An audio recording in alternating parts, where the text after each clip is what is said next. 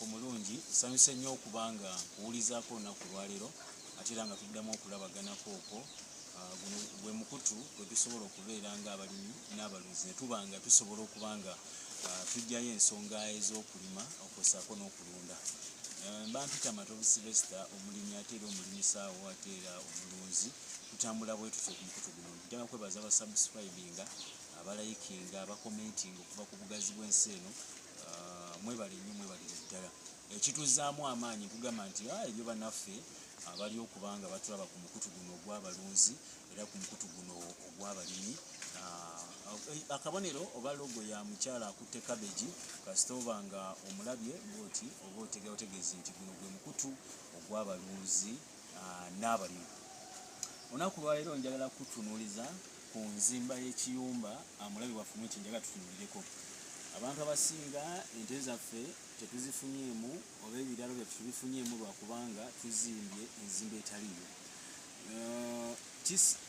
Ekisingira ddala okubanga kikuwa ente yeesula etya nga tusoose tunuulira endiisa. Omanyi kankubuulire, obanga wasuze weetakula ng'osuze mu biku oba katugeze nga naye endya nnungi tosijja beera na mirembe era ojja kubeera nga wenna tolina meme kubanga ensulayo si ya mulembe. Kati bwe nkulaga enzimba eno ey'ekiyumba oli kubanga okyetegereza enzimba eno ey'ekiyumba kyetaaga okuzimba ekiyumba amazima gennyini ng'ekiyumba kino eno okozeseza seminti omuka. Lwaki tukozesa seminti ono omuka? Kubanga ebiyumba bino eno ente eno nzito kati ate egenda kibeera mu buli lunaku.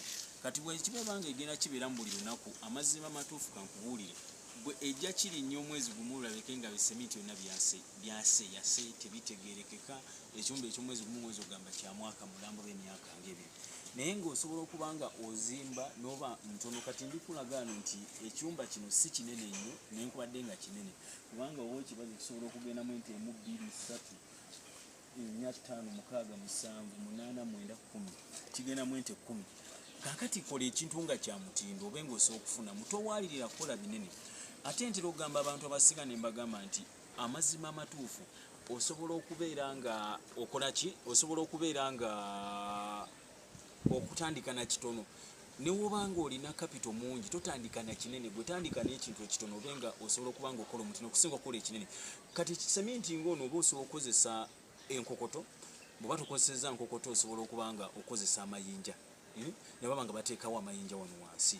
Naye abamu mukola ebiyumba temusimentinzeewo ente n'ebirinyira n'etuuka n'okisima ettaka nerikka wansi naye ng'ogamba nti n'oli mu kulunda. Emiti, kozesa emiti ng'emigumu ng'egya kalitunsi gy'oba okozesa olwo nno olyoka obe nga osobola okuba nga okola ki?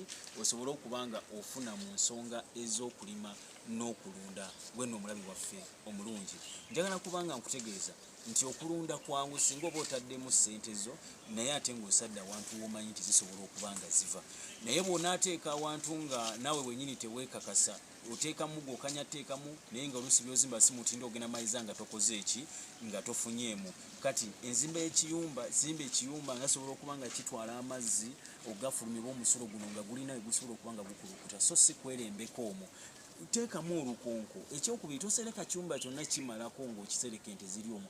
Sereka ekiyumba ng'emabega eri ente zino soofulumako neefuna ku kasana kubanga nayo yatondebwa nga siga nti egenda beera mu kisiikiriza emyaka na myaka. Naye abasinga ekyo tetukitunuulira.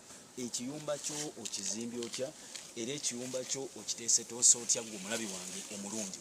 Subscribinga ku channel tusobola okuyambako okutegekera faamu yo, tusobola okuyambako okuzimbira ebiyumba, tusobola okuyambako okuwa amagezi ate kira nti n'ente ennungi ez'amata tusobola okuyambako okuzifuna eziva amata nga si bino byakupangirira n'oba ng'ofuna ente teekamu ssente zo oba oteekamu obukadde bwo 3 naye ng'omanyi nti mu maaso osobola okugenda ng'ojjamu akasente akawera.